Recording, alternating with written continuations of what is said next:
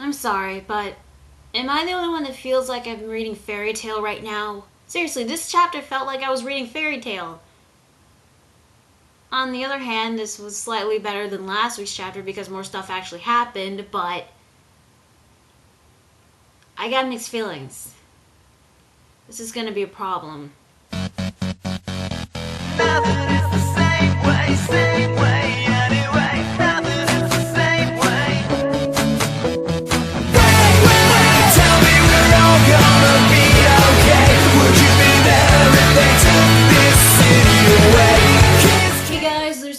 Here, bringing you Naruto chapter 651, Things That Were Filled. So the chapter begins with Naruto and Sasuke's powers fusing together, but not really, because it turns out that the Susanoo is overlapping the Kyuubi mode, creating a Susanoo armored Kyuubi, which honestly looks a lot different than the one that Madara did, and kind of looks even cooler than the one Madara did, not gonna lie. The artwork, I'll give kudos, was actually one of the few good things about this chapter. Meanwhile, in the KAMUI dimension, Kakashi had like some sort of weird vision or something. He was able to see what Obito sees because of their Sharingan connection. And not only that, but he was able to hear Obito's voice. Now, this isn't the first time that Obito and Kakashi were able to see the other's point of view.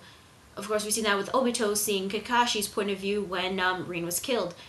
But here's the problem I had. If their Sharingans have been connected like this, why hasn't Kakashi been able to see Obito's point of view earlier? And, when Obito had seen the point of view of Kakashi, why hasn't he also seen that earlier? I always thought that maybe it was because they would have to be in the Kamui dimension, maybe that's how it would work, but no, because, Obito didn't even have the Mangekyo's Sharingan until after Rin died.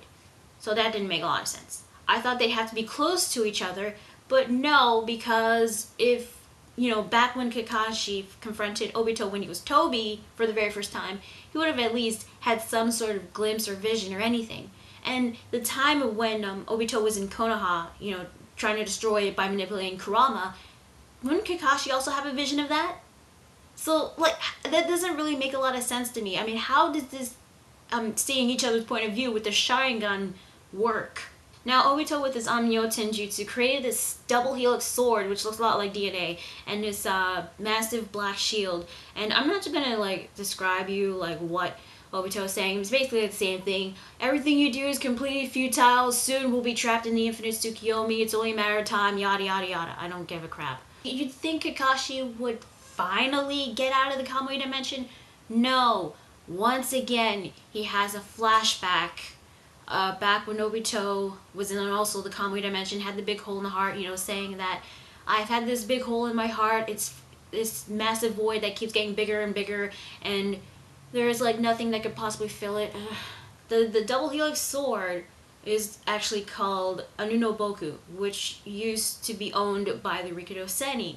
And I was confused how the hell Obito got this, but I'm assuming this is probably because he's the Jubi Jinchuriki now, and I think maybe Rikudo Sennin had this sword when he also became the Jubi Jinchuriki. Then he said that the sword was used by Rikudo Sennin to create the ninja world, which didn't make a lot of sense because we've seen a few chapters back the flashback of how the Rikudo Sennin came to be and the origin of chakra is because he was born from the princess who ate the fruit from the Shinju, which is how he got chakra.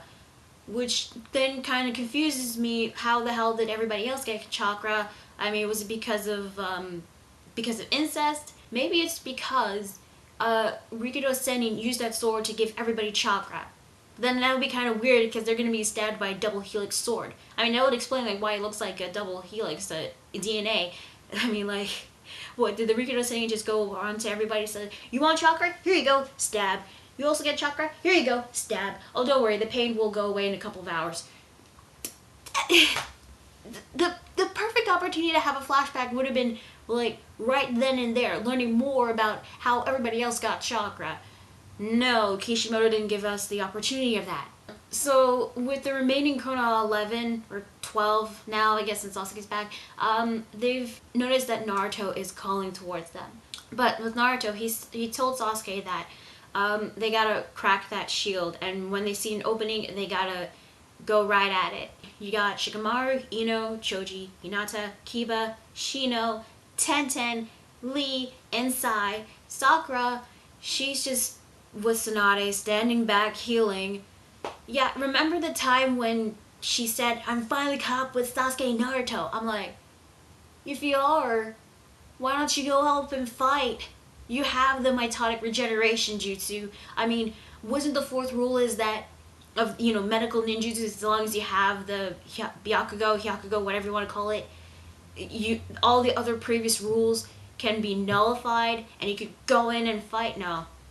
Sakura just stays back and heals as always, which is great and all, but just for once I want to see Sakura help fight. Each person lands on one of the tails, which each tail has a Rasengan. And then all of a sudden they get the Kyuubi cloak, since they're inside the Kyuubi mode now. Naruto is going to leave those Rasengans in their hands, and the thing is that I don't get is that the Rasengan takes a lot of time to learn it. I mean, you have to master the rotation, master its power, combine all of that in one chakra sphere. I mean, it takes a long time to master that. Even Naruto did, even though it took him a lot shorter than Minato did, but everybody else never even, like, mastered the Rasengan, never even learned how to use it. Lee doesn't even, like, can't master ninjutsu, so it didn't really make a lot of sense to me. So then I thought that Naruto was the one that created the Rasengans, and the rest of them are just going to be pushing the Rasengans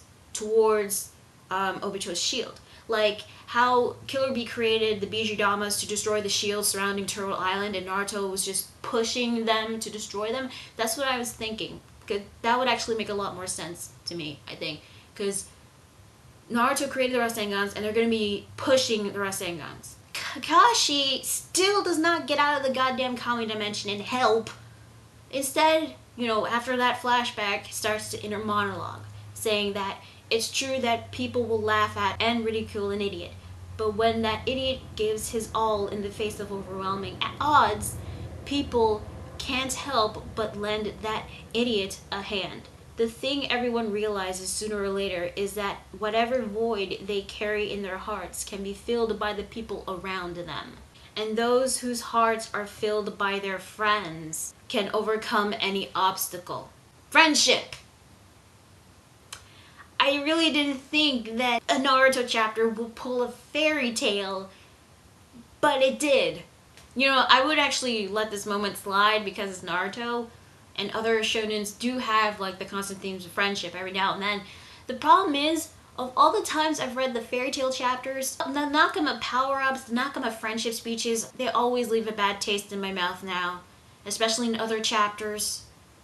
At least with Naruto's, they don't shove it down our throats, but ever since I've been reviewing Fairy Tail, yeah.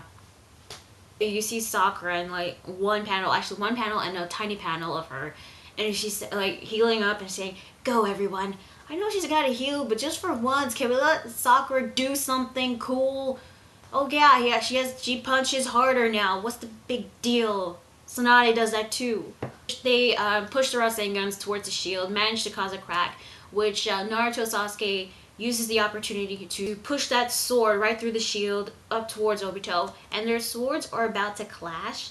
And then, you know, in one panel, you get to see Obito and Naruto's faces like blur together, and then all of a sudden we get a flashback.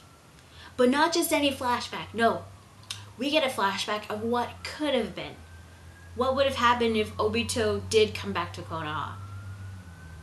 Okay, I guess I'll give Obito that. At least it's unique, the flashback. So if Obito did come back, he would still have his friends, you know, even though Rain died, but he'd still have Kakashi and everybody else. You know, we see them as, you know, like kids, and then you see them as adults now, and then you get a panel of Obito's face on the Hokage monument, and he's become Hokage.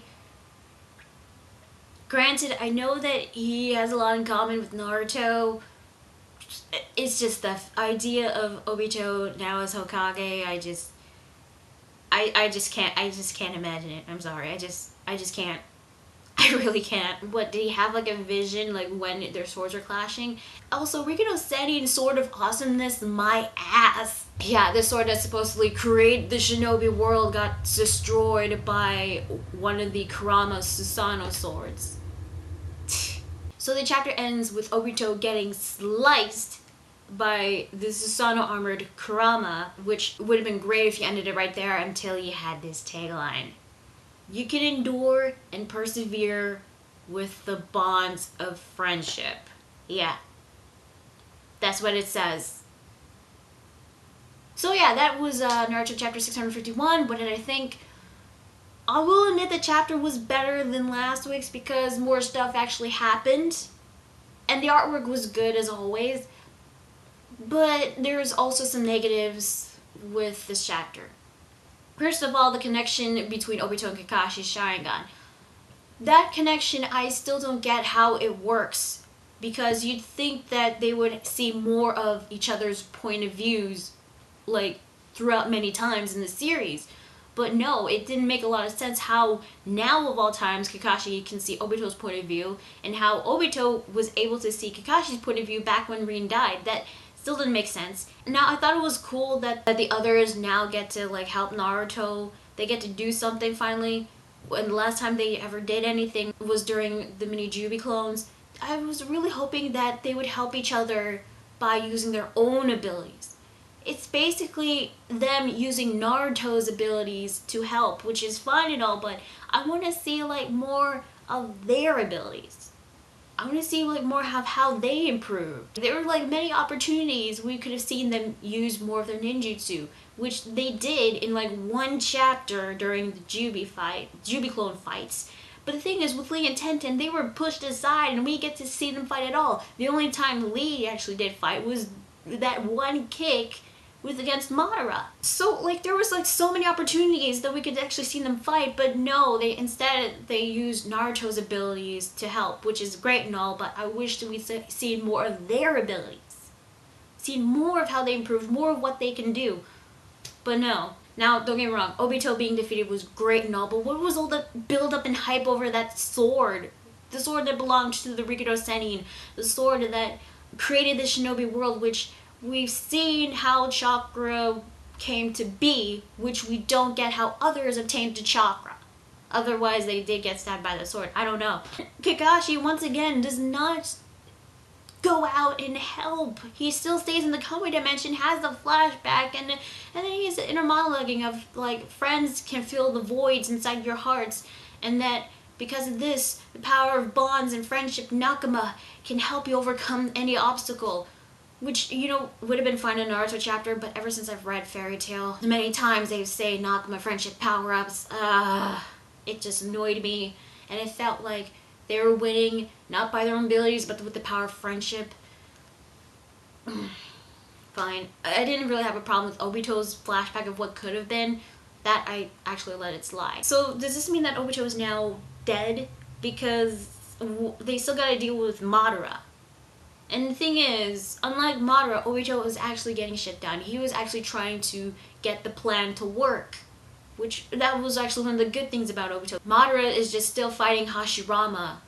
So, I mean, if Obito is now dead by that one slice, I would be disappointed. But I would be even more disappointed next week's chapter. We get, like, one chapter of Obito, like, contemplating his life while everybody's surrounds him, mourning over his loss.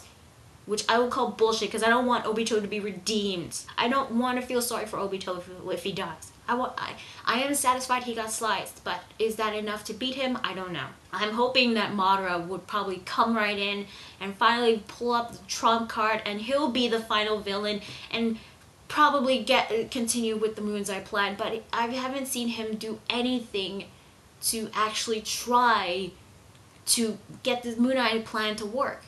And, you know, if Obito does die, what will happen to the Kyuubi and the Shinju? I mean, will the Shinju try to conduct the Infinite Tsukiyomi? I don't know. We still gotta wait and see.